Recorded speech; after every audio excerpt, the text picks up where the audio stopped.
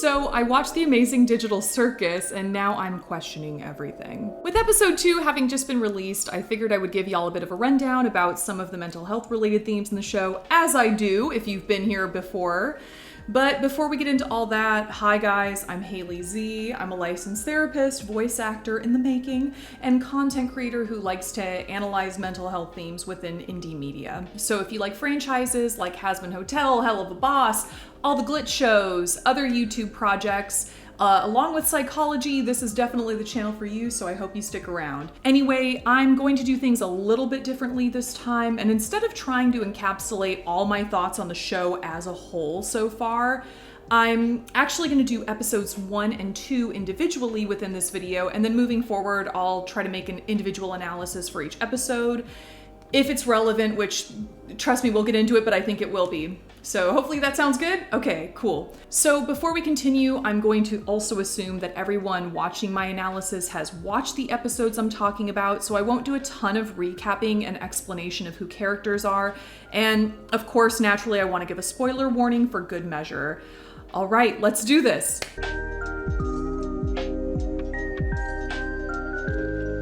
Episode 1 establishes that our main character Pomni has become inexplicably trapped in a digital world, our titular amazing digital circus, after using a VR headset.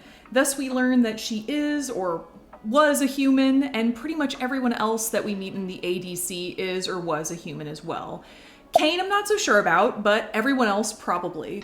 Because Pomni is obviously incredulous about her circumstances at the beginning of this episode, we see what she's experiencing really as a form of grief in action.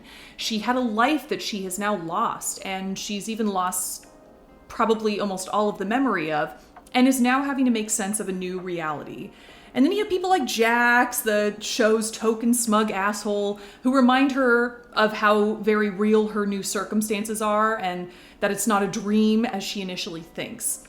This harkens a bit back to those Stages of Grief by Elizabeth Kubler-Ross, which, by the way, you guys, not really linear and not always present with all grievers, although they are certainly accurate expressions of grief for some, so I'm going to use that term expressions moving forward instead of stages.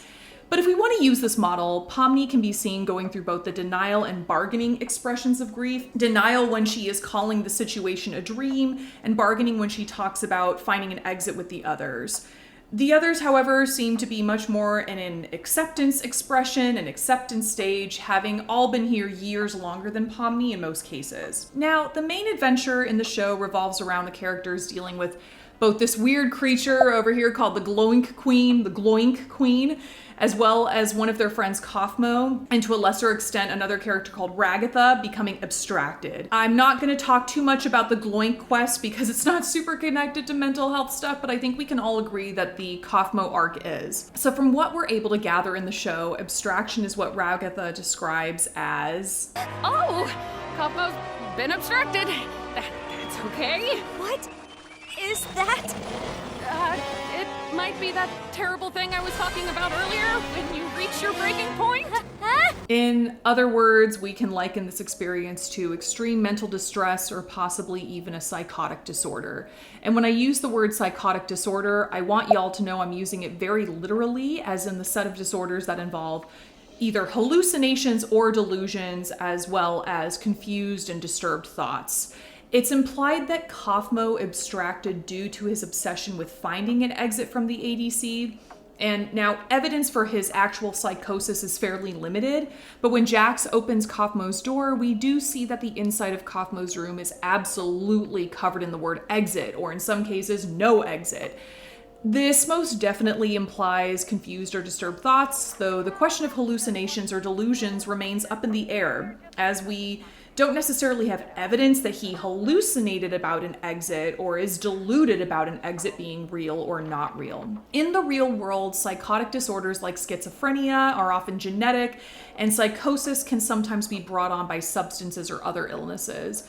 But there's also a condition called brief psychotic disorder, which lasts between a day and a month, and is often brought on by what is called a marked stressor, such as a traumatic event. I'm sure if we were to spend some actual time with Kaufmo, we would possibly see him fitting more criteria for this particular disorder, but as long as he's trapped in the cellar, We may never know. So after Zubal's rescued from that aforementioned Gloink adventure, Kathmo is sent to the cellar by Kane, and Ragatha is, I guess, magically cured by Kane. We cut to the gang having a delightfully artificial meal as Pomni forces an absolutely losing my shit smile in an effort to accept her fate. And I guess here, I suppose the takeaway from this episode is that this situation is absolutely bonkers, leaving everyone with little autonomy as they are the subject to the happenings of this incredibly bizarre new world. And although many of the characters are just kind of dealing with it, not everyone is inclined to just sit back and make the most of it, even if it means making the ultimate sacrifice. One thing's for sure, this digital world is a whole hell of a lot more sinister than the early 90s 3D cartoons it was based off of. Jesus Christ.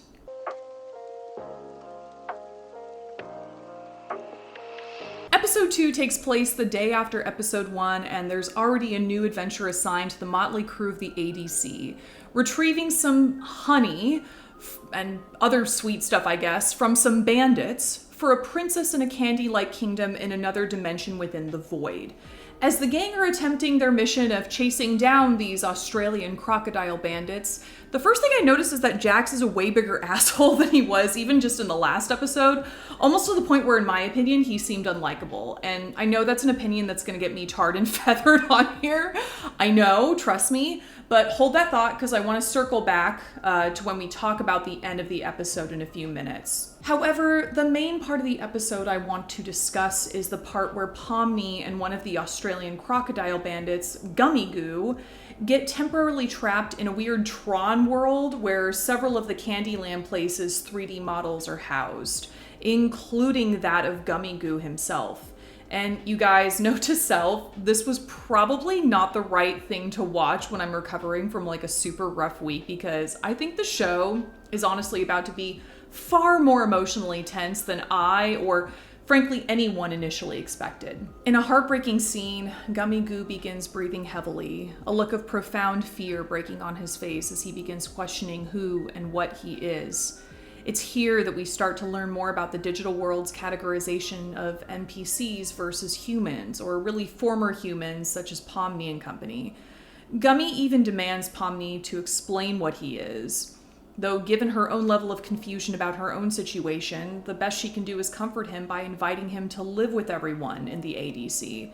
Which he actually takes her up on, though. Again, let's please put a pin in this as well for later. All of this discussion about life being meaningless, or things not having a point, or not really understanding your purpose is so incredibly reminiscent of the universal human desire to seek purpose in one's life. As someone who's not explicitly religious and would probably be best categorized as agnostic, with some spiritual leanings, of course, as this altar of my mom within my home might exemplify, I'm personally a subscriber of the Viktor Frankl approach to life, where I believe it is up to us individually to find meanings for ourselves and our lives, rather than having a pre-assigned, preordained purpose.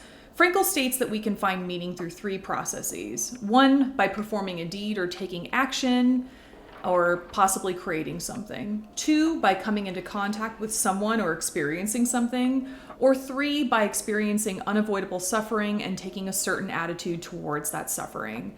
So in theory, GUMMIGOO, taking Pomni up on her proposal, would allow him to do all 3 of these.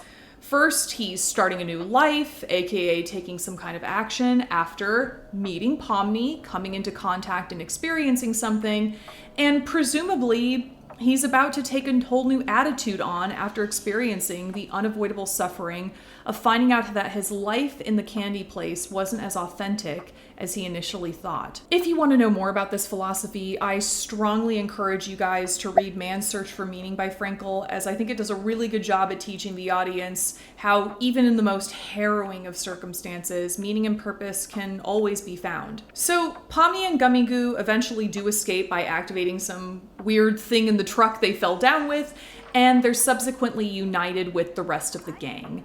They return the sweet commodities to the princess and have thus completed their mission. Yay, cool. Now, remember when I said that we needed to circle back and talk about the end of the episode? We do need to for a couple reasons. First of all, it turns out that even though the larger part of the ADC group did what they were asked, Jax also happened to let a giant gloopy monster named Fudge back into the kingdom, knowing damn well that the man is a prolific murderer and self-proclaimed eater of people. We hear the screams of the kingdom wail as the crew casually saunters back through the portal back to the ADC. So, y'all, with this one, all I'm saying is watch out for Jax, because I do not say this lightly. The bitch is exuding antisocial personality traits. So, to add insult to injury, guess what happens the second Kane sees GUMMIGOO in the ADC? In a moment reminiscent of the devastating loss of Serpentius and Hazbin Hotel, Kane zaps Gummy away in the blink of an eye, citing problems in keeping track with NPCs versus former humans like Pomni. Pomni is representative of all of us in that moment as she tries not to short circuit, and this is the part where my fear of death got activated to about 100, if I'm being really honest. The show, in an act of, I guess, mild contrition, then shows a scene where we have Kaufmo's funeral, emphasizing the importance of remembering those that the crew have lost from the ADC due to abstraction. This establishes what grieving practices look like in the ADC and gives me hope that even after folks pass, the experiences people had with them keep rippling through time. And side note, this word rippling that I'm using is a term from a book. The book is called Staring at the Sun by Irvin Yalom, so if you're serious about confronting the fear of death, this is a book that I cannot possibly recommend more highly, especially if you're looking for a secular perspective. So I know I said I wasn't going to do like a full-on review of the show overall, but I do want to say this as an overall takeaway from these first 2 episodes. I think the show is really not kidding around when it comes to existential dread and anxiety. I mean, it is kidding around, like, kind of a lot, but the emotions that the show evokes are very, very, very real. And despite the reputation that these abominable content farms and shit have given the show, I believe this is a piece of media that will have us intensely questioning our lives, our purpose, and human existence as a whole. So that was fun. I plan to do an analysis on each episode of the show moving forward, like I said, as I think it's safe to say that the show will be rife with psychological themes, obviously. I really hope you guys did enjoy this video, and like I mentioned, if the intersection of mental health and indie animation is your thing, you are gonna love it here, I promise. So please let me know what you think in the comments. Let me know how traumatized you are on a scale from 1 to 10, because I cannot be the only one. But in the meantime, you guys have a great rest of the day, and remember that your life has meaning even if you're still figuring it out. Okay, bye.